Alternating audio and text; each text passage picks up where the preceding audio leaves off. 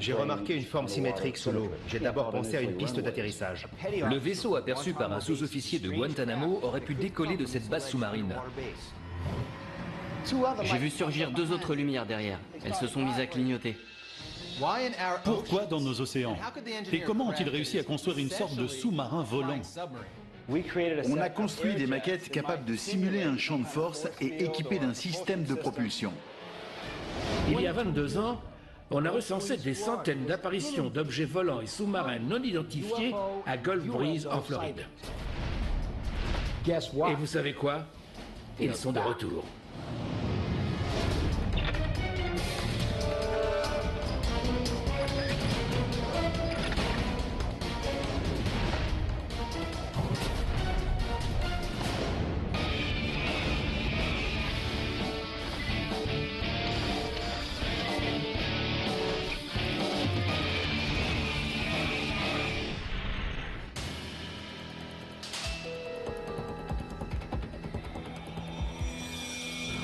Ces dernières années, on peut dire qu'on a été inondé sur le nombre d'observations d'OSNI. C'est quoi un OSNI? Tu as entendu parler des OVNI, les objets volants non identifiés. OSNI, ça veut dire objet sous-marin non identifié. Ça a généré un grand nombre de messages. Nous voilà aujourd'hui à bord d'un bateau, cap sur Gulf Breeze, un haut lieu de l'activité extraterrestre. On nous a signalé la présence d'extraterrestres dans cette ville, ainsi que dans tout le golfe du Mexique et les Caraïbes. On dispose de nombreux documents, et notamment des photos prises par Ed Walters à Gulf Breeze à la fin des années 80.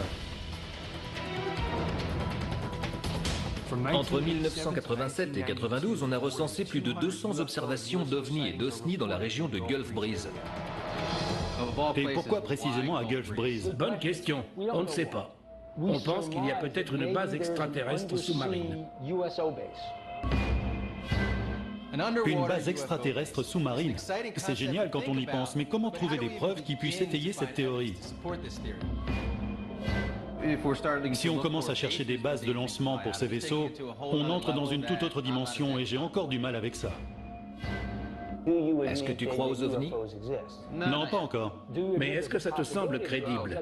Absolument, j'ai vu des photos, des vidéos, j'ai entendu des histoires que je ne peux pas expliquer. Mais rien n'indique pour l'instant qu'il s'agisse de phénomènes extraterrestres. On vient de découvrir une preuve incroyable. Un ancien marine vient de mettre au jour ce que certains experts n'hésitent pas à appeler une base extraterrestre sous-marine. Voilà qui permet peut-être d'expliquer le fait qu'on ait aperçu autant d'OSNI à Gulf Breeze.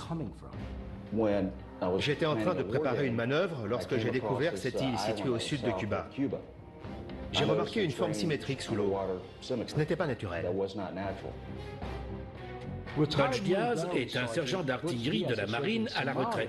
Il a servi en Somalie et en Irak. Au nord, on a l'île principale de Cuba. À l'ouest, c'est l'île de la Jeunesse. Un peu à l'est, je dirais à environ 5 km, on trouve ces deux lignes qui se croisent. Au départ, j'ai pensé que c'était une piste d'atterrissage. C'est une image incroyable, mais il s'agit peut-être seulement d'un phénomène géologique naturel ou d'un récif corallien. Les coraux ne forment pas de ligne droite et encore moins deux lignes droites qui se croisent pour former un X. Pour moi, c'est une preuve irréfutable. Est-ce qu'il y a beaucoup de bateaux commerciaux qui passent par là? Il s'agit presque uniquement de pêcheurs locaux. N'oublions pas qu'on est dans les eaux cubaines. Est-ce qu'il y a des activités navales dans cette zone? S'il y en a, elles sont très faibles, et encore une fois, elles sont forcément du fait des Cubains. Butch, vous avez l'habitude des images comme celle-ci, exact? Oui. Aviez-vous déjà vu une chose pareille ailleurs sur la planète? Comme ceci? Non. Il s'agit de deux lignes qui se croisent. Avez-vous déjà vu une seule ligne? Une seule ligne? Oui. Au sud de cette zone, en dehors de la carte, on en trouve quelques-unes. Mais on voit qu'il s'agit de rigoles. Elles sont moins profondes. Il s'agit sans doute de canaux d'écoulement. Est-il possible qu'il s'agisse simplement de deux rigoles qui se croisent? Je ne pense pas. Pourquoi dites-vous ça? J'ai l'impression qu'elles sont situées bien au-dessus du fond marin. Il ne s'agit donc pas de rigoles qui ont été creusées. Elles sont en relief. Oui, Quelle taille font-elles? environ 1,5 km. Est-il possible d'envoyer une équipe de plongeurs sur place sans alerter les Cubains? Non, je n'essaierai pas et je ne le conseillerais pas non plus. Ce sont les eaux cubaines? Oui, Je m'interroge sur l'angle et sur la parfaite symétrie. Ça a l'air parfaitement droit. Et on dirait que l'angle n'a pas été choisi au hasard. Si on prolonge cette ligne en direction de l'est ou du sud-est, on tombe sur Guantanamo. C'est vrai que c'est curieux. Cette ligne pointe vers la baie de Guantanamo. Oui, c'est ce qui me gêne. Pourquoi est-ce qu'elle pointe dans cette direction?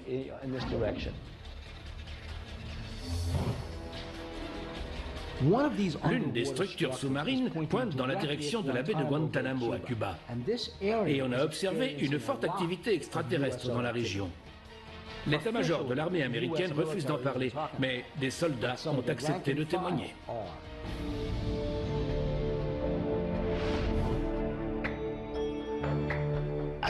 Je ne sais pas ce que j'ai vu. Je n'ai pas d'explication. Je n'avais encore jamais vu une chose pareille. Et je ne l'ai plus jamais revue par la suite. Nous nous trouvons à Alexandria, en Virginie, pour rencontrer Charles Howard. Il y a plusieurs années, alors qu'il était stationné sur l'USS Thorn dans la baie de Guantanamo, il a vu un objet étrange sous l'eau. Depuis quand est-ce que vous êtes dans la marine? Je suis dans la Navy depuis 19 ans. Et vous avez passé la plupart du temps en mer? J'ai passé environ 12 ans en mer. Vous avez donc déjà vu des objets dans l'eau? J'ai vu des tas de choses, mais je n'avais encore jamais vu une chose comme celle que j'ai vue à Guantanamo. C'était en l'an 2000. On avait quartier libre ce soir-là. À la fin de la soirée, j'ai voulu retourner à bord. Il était déjà tard. Il devait être 22 heures. Je marchais à 20 mètres devant les autres quand j'ai repéré quelque chose du coin de l'œil. C'était une lumière blanche, très douce, qui s'est mise à clignoter. Où était-ce? C'était dans l'eau, à environ 90 mètres de la jetée. La lumière est devenue plus vive. Je me suis arrêté pour la regarder et elle s'est mise à clignoter un peu plus rapidement. Soudain, j'ai vu surgir deux autres lumières derrière. Elles se sont aussi mises à clignoter au même rythme. À quelle profondeur? On aurait dit qu'elles étaient juste sous la surface. Elles se sont mises à clignoter, mais l'eau ne bougeait pas. C'est là que j'ai commencé à avoir peur. Je leur ai dit « Hé, venez voir ça !» Mais le temps que les autres arrivent, parce que je marchais en avant du groupe, les lumières avaient disparu.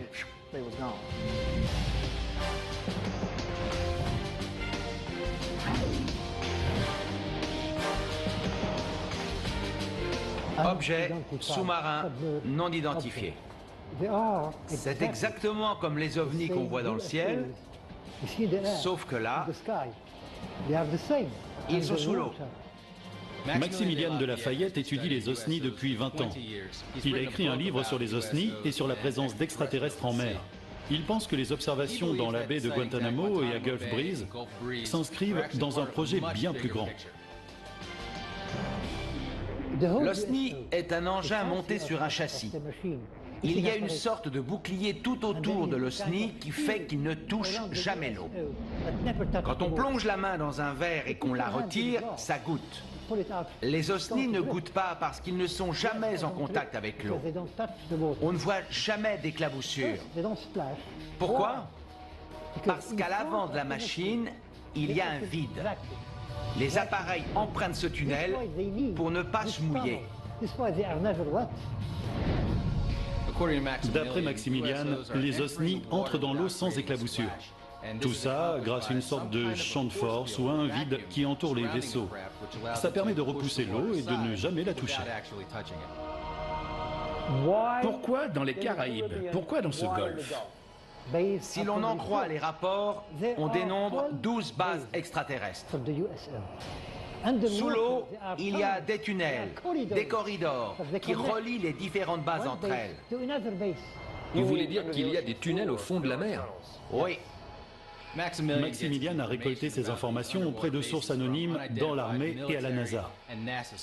Malheureusement, il n'y a aucun moyen de vérifier la validité de ces informations. Ce n'est pas possible qu'il s'agisse simplement de construction, de structures ou bien de bulles sous l'eau. Les extraterrestres sont bel et bien présents sur notre planète? Exact. Ils sont tous interconnectés. De l'Alaska au Japon, en passant par la Finlande, l'Angleterre et les Caraïbes. S'il existe un réseau de tunnels qui mène à une base extraterrestre au large des côtes cubaines, cela expliquerait les observations autour de Gulf Breeze. Des tunnels très sophistiqués. On parle de corridors, mais je ne pense pas qu'il s'agisse d'une structure solide en ciment ou en métal. Je pencherais plutôt pour du plasma solide. Et ils peuvent le déplacer. Ils peuvent bouger le tunnel selon leurs besoins et le placer à l'endroit où ils veulent se rendre. Maximilian vient de lâcher une bombe. Il vient de dire que ces structures sous-marines étaient en fait des tunnels plasma capables d'apparaître et de disparaître sans prévenir. Cela explique pourquoi ces structures sous-marines au large des côtes cubaines ne sont pas visibles sur toutes les photos satellites qui ont été prises. On a découvert une information incroyable. On sait, grâce à Butch, qu'il y a une étrange structure sous-marine au large des côtes cubaines et on sait, grâce à Max, qu'il s'agit peut-être d'une base OSNI. Espérons qu'on réussira à s'approcher pour y jeter un œil. On vient de recevoir une excellente nouvelle. Le gouvernement américain vient d'autoriser notre voyage à Cuba pour aller examiner ces sites sous-marins. C'est fantastique. On va pouvoir plonger pour aller voir de quoi il s'agit. C'est bien. On va peut-être trouver des preuves tangibles de ce qu'il y a caché sous l'eau. On part pour Cuba, c'est génial. On va pouvoir plonger afin d'étudier des structures sous-marines. Je ne sais pas trop ce qu'on va trouver, mais je pense qu'il y a une explication rationnelle à tout ça. Si vous allez à Cuba pour danser le mambo, pas de souci. Mais si vous allez à Cuba pour enquêter sur ces dossiers extraterrestres, je vous souhaite bonne chance. Pourquoi pas? Il y a tout le temps des touristes qui vont à Cuba. Vous êtes américain. Vous voulez aller là-bas pour enquêter sur leurs secrets et revenir après aux États-Unis? Vous savez qui sera à l'aéroport pour vous attendre et récupérer ces dossiers? Les Cubains ne vous laisseront jamais regarder dans leurs dossiers secrets. On lui a dit qu'on avait prévu d'aller à Cuba et qu'on avait même reçu l'autorisation. Mais Max a prédit qu'on n'y arriverait jamais. On verra bien qui a raison.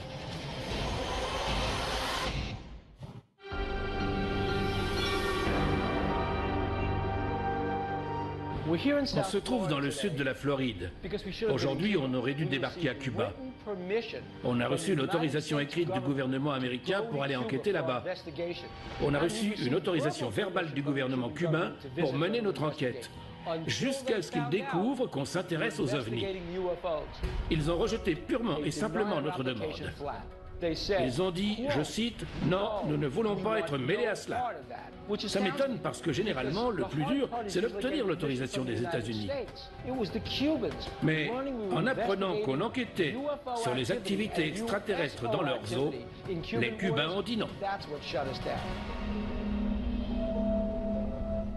On ne peut pas aller à Cuba pour interroger les témoins oculaires, mais on a retrouvé 3 témoins qui habitaient dans la baie de Guantanamo et qui nous ont raconté une histoire extraordinaire. Je m'appelle Nick Baguette. Je m'appelle John Bromette. Je m'appelle Eric Kendall et j'ai vu 2 objets volants non identifiés au-dessus de la baie de Guantanamo. C'était en 2000. Il devait être assez tard, vers 21h30. On marchait dans la rue pour se rendre chez un ami. Soudain, l'un de nous a remarqué 2 lumières vives dans le ciel. Elles se sont mises à tourner l'une autour de l'autre, pendant pas mal de temps. Elles ont fait plusieurs rotations. Et ensuite, l'une d'elles s'est éloignée rapidement. Plus rapidement qu'un avion ou un hélicoptère. Et on aurait dit que l'autre se rapprochait de nous. Qu'avez-vous fait en voyant ces lumières? On s'est mis à courir. Pourquoi vous mettre à courir? On a eu peur. Ouais, on a eu peur. On était terrifiés. Quel âge avez-vous aujourd'hui? 19 ans. Quel âge aviez-vous à l'époque? 10 ou 11 ans. 10, 11 ans. C'est très jeune et c'était il y a longtemps. Vous êtes absolument sûr de ce que vous avez vu? Oui, absolument. Affirmatif. Les enfants ont une imagination débordante et ils voient parfois des choses qu'ils ne comprennent pas. C'est une super histoire, mais je préfère avoir des témoins plus crédibles que des gamins de 10 ou 11 ans. Est-ce que l'un de vous pense qu'il ait pu s'agir d'un avion, d'un hélicoptère, d'une montgolfière? D'une fusée éclairante ou bien d'un feu d'artifice? Impossible. Non. Surtout qu'en vivant à Guantanamo, on a l'habitude de voir toutes sortes d'appareils voler de jour comme de nuit. Pourquoi avez-vous décidé de nous envoyer un mail? On a entendu parler de Charles Howard et de ce qu'il avait vu dans la baie de Guantanamo. Les trois lumières clignotaient au même rythme, comme si elles étaient juste sous la surface. L'objet qu'il a vu était submergé. Mais c'était le même genre de lumière, la même intensité et la même forme circulaire. Vous avez vu quelque chose comme ce qu'a décrit Charles Howard? Je pense que les deux sont liés, oui. Voici ce que l'on sait. D'après une source militaire, il y a une mystérieuse structure sous-marine qui pointe en direction de la baie de Guantanamo. Maximilian pense qu'il s'agit de tunnels menant à une base extraterrestre. On a constaté une forte activité extraterrestre autour de la baie de Guantanamo. Mais qu'en est-il pour le reste de Cuba?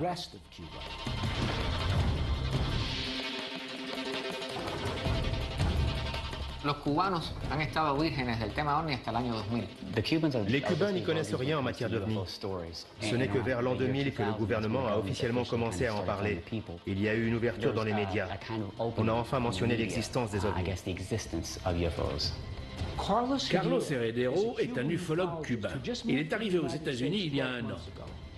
Il a étudié des centaines de cas d'OVNI et d'OSNI observés à Cuba au cours de ces 15 dernières années.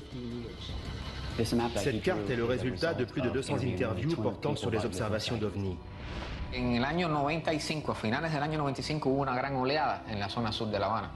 1995, il y a eu une grande vague d'observations au sud de la Havane. Des tas de personnes différentes ont vu les mêmes objets dans le ciel.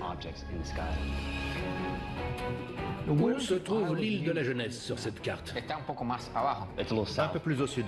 Il est question de l'île de la Jeunesse qui se trouve hors de la carte, par ici. Cela coïnciderait avec ce que Diaz nous a dit à propos des structures sous-marines. On a fait une découverte majeure en discutant avec des ufologues cubains. Ils nous ont parlé d'un haut lieu de l'activité extraterrestre un peu au nord de l'endroit où on pense que se trouve la base sous-marine.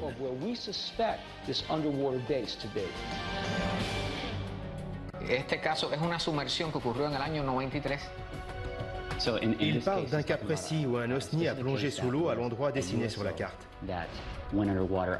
C'était un objet qui volait à environ 60 km/h, pas très haut dans le ciel, et il a disparu dans l'eau.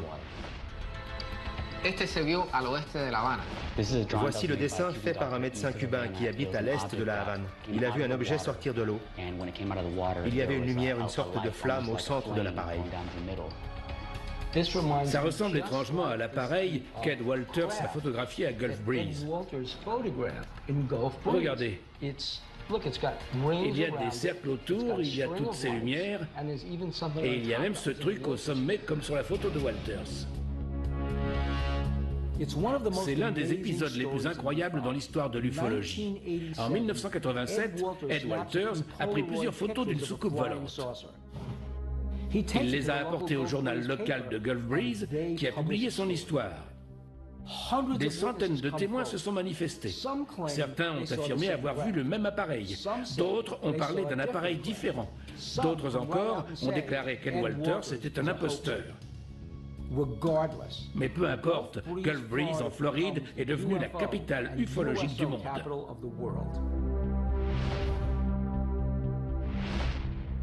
Il y a 21 ans, fin 1987 et courant 1988, Gulf Breeze a été le centre de l'univers ufologique, et plus particulièrement cette maison. Le docteur Bruce Maccabee est un physicien de la marine américaine à la retraite. Il enquête sur les cas ufologiques depuis les années 60. Il a étudié en profondeur l'affaire Ed Walters. Ed se trouvait dans son bureau, de ce côté-là, quand il a remarqué un objet lumineux dans le ciel dans cette direction. Il a pris une première photo. L'objet se trouvait en partie caché derrière les arbres. La partie située en bas à gauche était cachée derrière des branches d'arbres. Il a ensuite pris 4 autres photos plus nettes. On aperçoit le transformateur téléphonique et les lampadaires sur les photos qu'il a prises.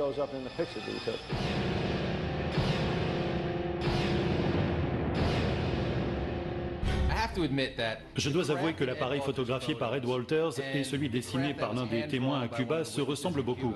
Ils ont tous les deux la forme d'un gland entouré de lumière. Et sur les deux, on dirait qu'il y a une lumière qui sort du fond.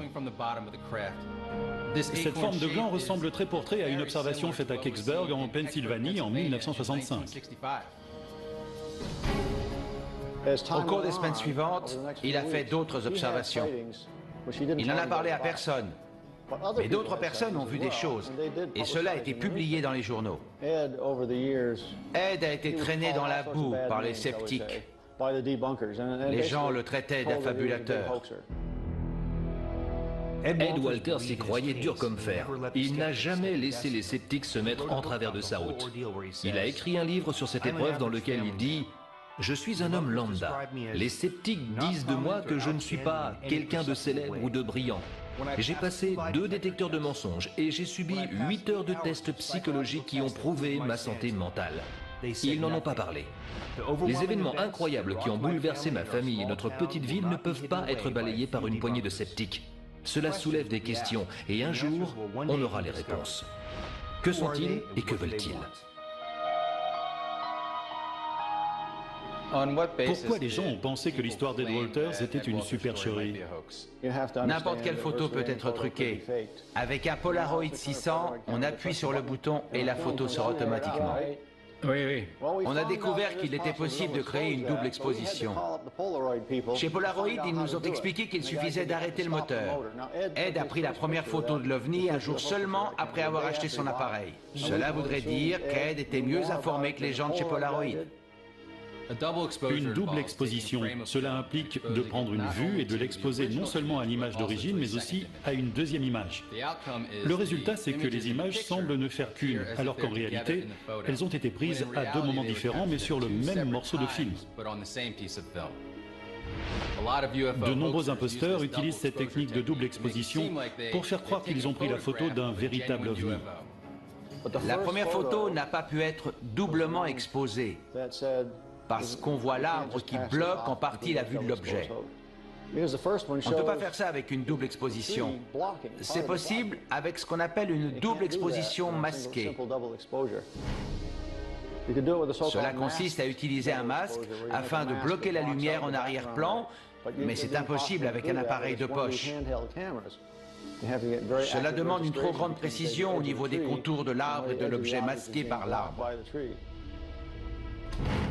Si l'on en croit la mythologie de Gulf Breeze, Ed Walters est le seul à avoir vu l'appareil et à avoir pris des photos. Mais dans la réalité, il y a eu tout un tas de témoins bien avant Ed Walters. Et il y en a également eu par la suite qui ont eux aussi vu l'appareil à de multiples reprises. Une dizaine de personnes ont affirmé avoir vu la même chose. Et plusieurs centaines de personnes ont vu quelque chose qui pouvait avoir un lien. Alors est-ce que c'est normal de parler de canular pour des photos d'Ed Walters? Vous croyez à un canular? Non.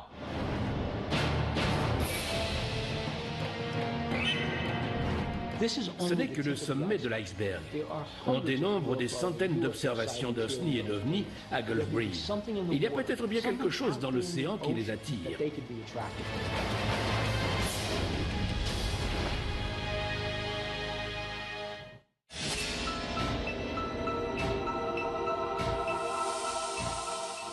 J'avais le cœur qui battait à 100 à l'heure. J'avais peur de percuter l'objet. Je n'avais jamais vu une chose pareille en 30 ans.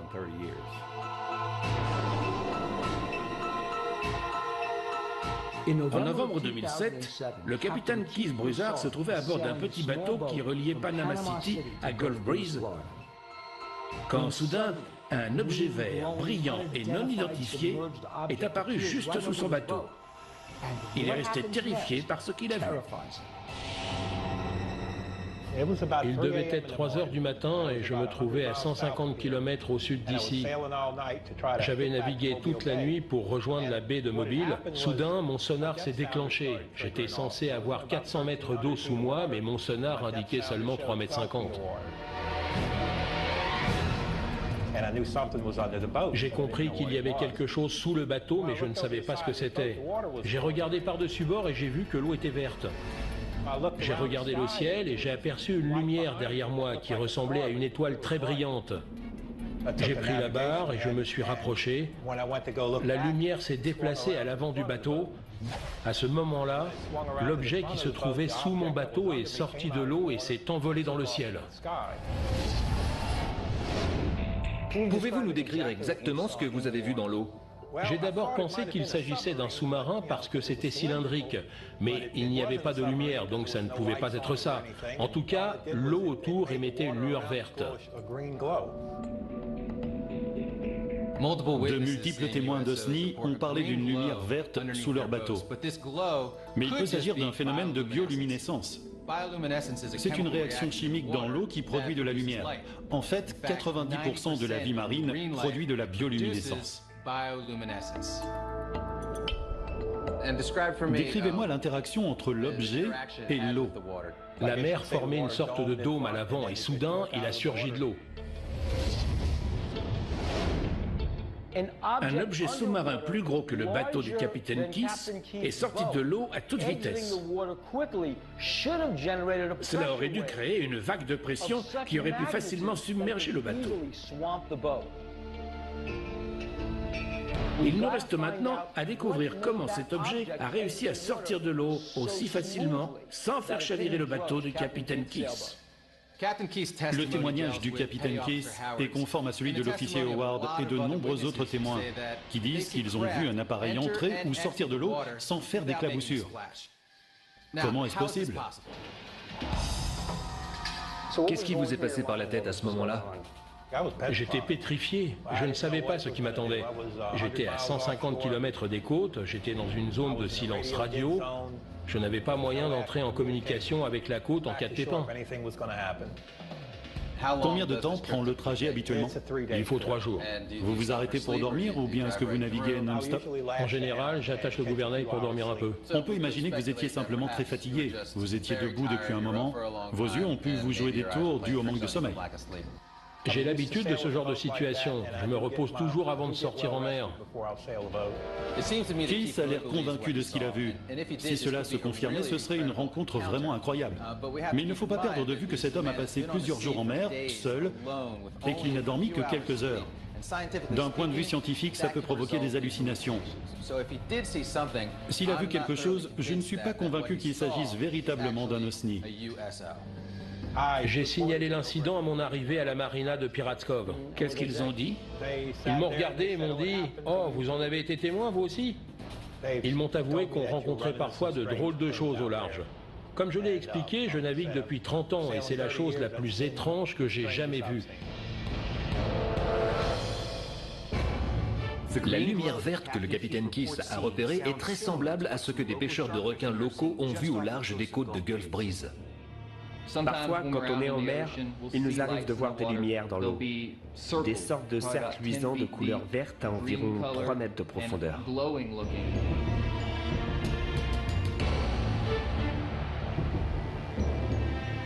On se trouve sur les côtes du golfe du Mexique. Des pêcheurs de requins de Gulf Breeze nous ont contactés pour nous dire qu'ils voient régulièrement des lumières dans l'eau quand ils sortent chasser le requin la nuit. En général, voilà ce qu'on fait. On prend nos appâts, nos kayaks et on s'éloigne à environ 500 mètres de la côte. Une fois là-bas, on ne voit plus les lumières des hôtels. C'est bien plus tranquille. On voit des choses dans le ciel et dans l'eau qu'on ne voit pas depuis ici. On voit même le fond. Je m'appelle Marcus May et je vois régulièrement des ovnis quand je pêche. On voit des sphères vertes dans l'eau. Est-ce que ça bouge? Non, c'est immobile, mais ça luit. Comment faire pour aller là-bas et voir ces lumières? Il faut prendre un kayak. Vous pouvez emmener Pat? Oui, sans problème. De quoi tu parles? Tu devrais aller voir ça par toi-même. Va voir ces lumières et ce qui se trouve sous l'eau. Et attrape-nous quelques requins. Oui. Il y a beaucoup de requins par ici? Oui, ne vous inquiétez pas, on va les attraper. Ils sont gros? Est-ce qu'il y a de quoi se faire du souci? Le plus gros qu'on a attrapé faisait 115 kilos. Mais si vous ne tombez pas à l'eau, vous ne risquez rien. Ne tombe pas. D'accord. Est-ce qu'il y a eu des attaques de requins dans la région? Absolument. On recense une attaque chaque année. J'essaierai de m'en rappeler quand on sera sur l'eau. Je suis honoré que Bill et Kevin aient autant confiance en mes capacités, mais ce n'est pas eux qui vont devoir sortir dans ces eaux infestées de requins. Si je bascule par-dessus bord, ça ne sera pas beau à voir. Bon, on est parti. Allons-y. À toi de jouer. Souviens-toi, ne tombe pas. Il a l'air un peu chancelant, je trouve. Il s'est fait bousculer par une grosse vague. Mais je ne l'entends pas crier.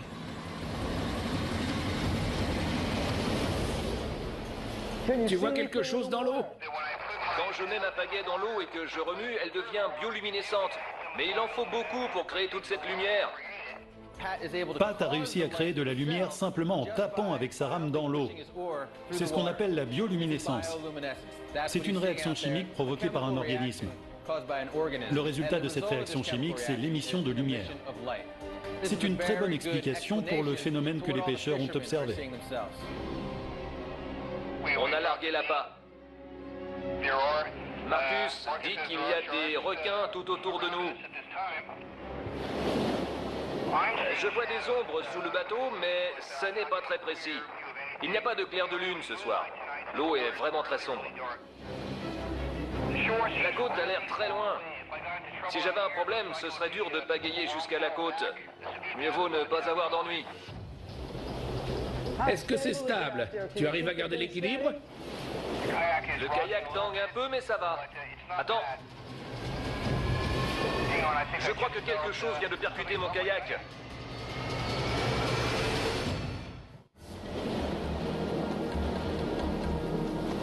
Le kayak tangue un peu, mais ça va. Attends. Je crois que quelque chose vient de percuter mon kayak. Marcus dit que les requins ont la réputation de percuter les bateaux et de faire basculer les gens par-dessus bord. C'est une situation relativement dangereuse. Si le requin le percute trop fort, il risque de tomber à l'eau ou des tas de requins l'attendent. Ce qui a percuté ton kayak est toujours là, en train de te tamponner? Je n'ai pas l'intention de rester pour le découvrir. Je continue ma route.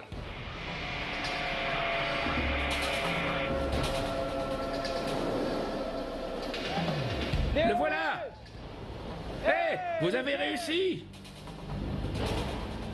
Attendez, Marcus, où est Pat? Je ne vois pas Pat. Pat était derrière vous?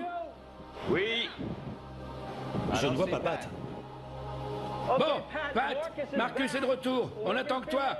On a cru voir Pat revenir sur la rive en kayak, mais ce n'était pas lui. C'était Marcus. J'ai commencé à me faire du souci. On ne savait pas où il était et le courant était fort. Surtout qu'il ne répondait pas au talkie-walkie.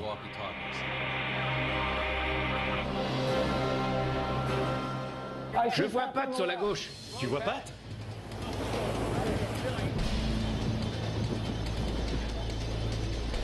Chouette, mais un peu humide. J'ai failli basculer par-dessus bord à cause de la houle. Le vent est sacrément fort. Tu étais percuté par un requin? Tu as eu peur? J'ai eu la peur de ma vie. On venait juste de jeter les appâts. Il y a des requins partout. C'était intense. Mais quand j'étais sur l'eau, j'ai réussi à l'aide de ma pagaie à recréer la lumière verte provoquée par la bioluminescence. Peut-être que la lumière verte que les gens ont vue n'est qu'un phénomène de bioluminescence.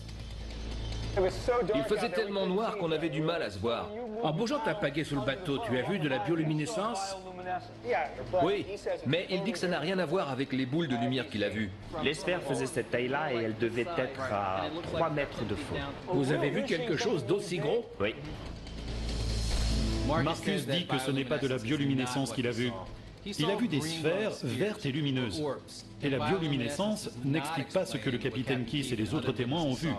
Des objets entrant et sortant de l'eau sans faire d'éclaboussures. En tournant la tête dans la direction d'où venait le son, j'ai vu une forme triangulaire avec des lumières rouges. Soudain, elle est entrée dans l'eau. Je n'ai pas entendu ni vu d'éclaboussure. Ça s'est dirigé droit sur la baie sans faire la moindre éclaboussure. Une chose que je trouve vraiment fascinante, c'est que ces osnis entrent et sortent de l'eau sans faire d'éclaboussures. Ça m'interpelle. Est-ce qu'il existe une technologie ou bien un design d'appareil qui permet d'expliquer cela? J'ai entendu dire qu'il existait des appareils supersoniques capables de créer un champ de force autour d'eux. Du coup, il n'y a pas de phénomène de traînée. Peut-être que les OSNI utilisent cette technique? Je vais demander à un ingénieur en aéronautique s'il est possible de créer une sorte d'onde autour d'un objet et d'insérer cet objet dans l'eau pour voir ce qui se passe. J'ai bien envie d'enquêter là-dessus.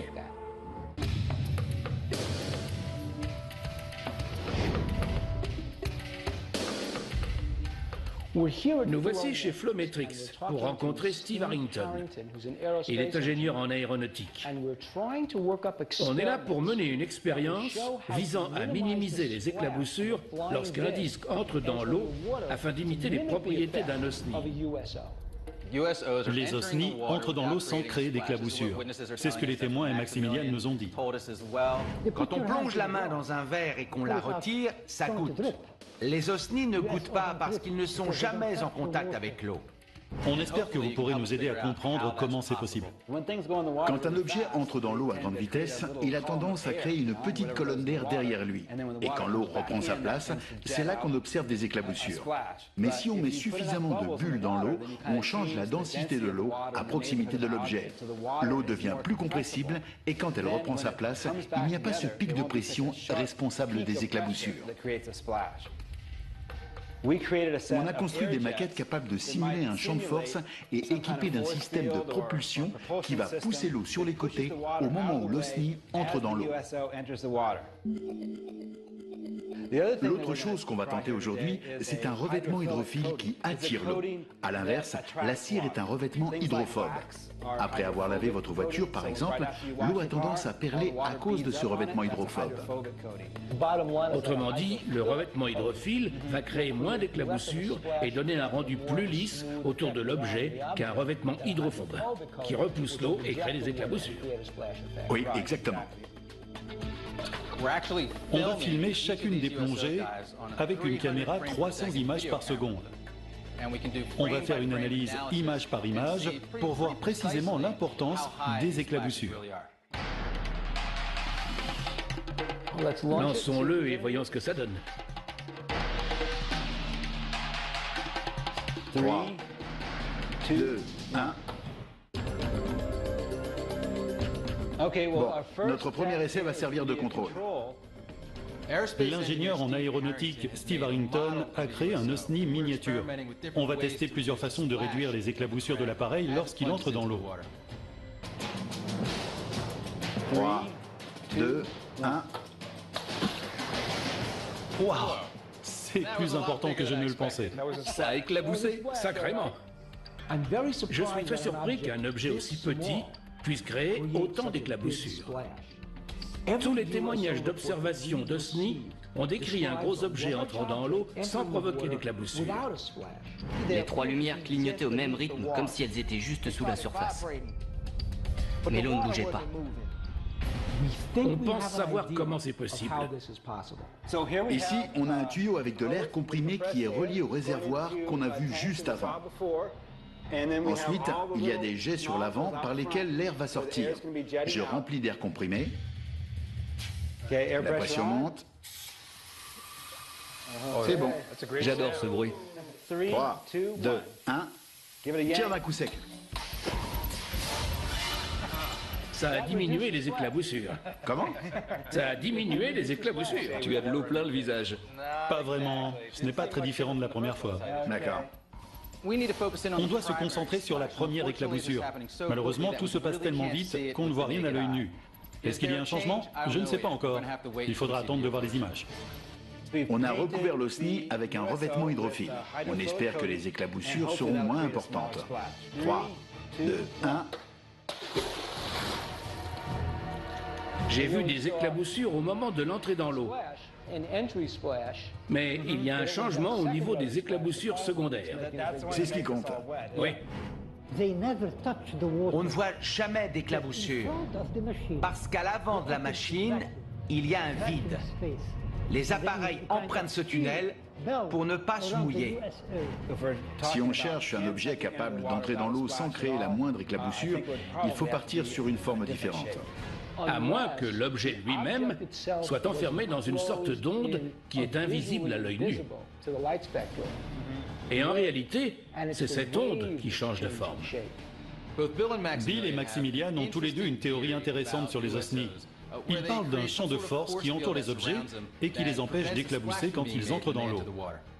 On ne dispose pas de la technologie afin de tester une théorie pareille. Concentrons-nous plutôt sur nos essais et analysons les vidéos au ralenti.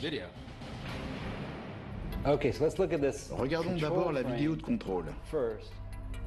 On peut mesurer la hauteur grâce au carreau sur le mur. Faites-moi voir. La première éclaboussure uniquement, pas la seconde. Absolument. Voilà le moment où l'éclaboussure est la plus importante. On ne va pas tenir compte de toutes les petites gouttes impossibles à voir si on n'a pas le nez dessus. Ça ne montre que de 2 carrés. Des carrés, c'est une mesure scientifique? Absolument. Bon d'accord, 2 ou 3 carrés. Regardons celle avec l'air comprimé. On dirait qu'il y a 3 carrés. Ce n'est pas très différent de la première. Et avec le revêtement hydrophile, à nouveau 2 ou 3 carrés de hauteur. Même 4. Waouh, ça va encore plus haut, non? Ça n'a pas du tout aidé. C'est même pire qu'avant. C'est drôle. Tous les changements qu'on a apportés pour minimiser les éclaboussures sur notre maquette d'OSNI n'ont fait qu'aggraver les choses. C'est évident, nous n'avons pas la technologie pour supprimer les éclaboussures. Ça veut peut-être juste dire qu'on est encore loin de comprendre comment fonctionnent les OSNI. Ils n'utilisent pas de bulles d'air. Bien sûr que non. Ou de substances visqueuses et hydrophiles. Oui. Maximilian nous l'avait bien dit. Il nous a dit que les OSNI ne touchaient jamais l'eau. Il y a une sorte de protection autour. C'est pour ça qu'on ne voit pas l'éclaboussure. On a très clairement affaire à une technologie non conventionnelle. Et on est à des années-lumière de comprendre de quoi il s'agit. Ça ne m'étonne pas qu'on n'ait pas réussi en laboratoire à fabriquer un appareil qui ne fasse pas d'éclaboussure. Si on part du principe que ces OSNI proviennent d'une civilisation très avancée, alors ils doivent posséder la technologie pour le faire. Mais ce n'est pas notre cas. C'est clair que Gulf Breeze en Floride est un haut lieu de l'activité ufologique. C'est le cas depuis maintenant 22 ans. La plupart de ces appareils semblent venir du golfe du Mexique, juste au-dessus de Cuba. D'après un ancien militaire, il y aurait une rampe de lancement sous-marine. C'est bien possible que ces ovnis et ces OSNI qu'on voit survoler Cuba et Gulf Breeze proviennent de cette base sous-marine. Cela expliquerait pourquoi on les voit régulièrement plonger dans les eaux du Golfe. Ces données ont été corroborées. Nos océans restent en grande partie inexplorés et c'est là que se cache la vérité.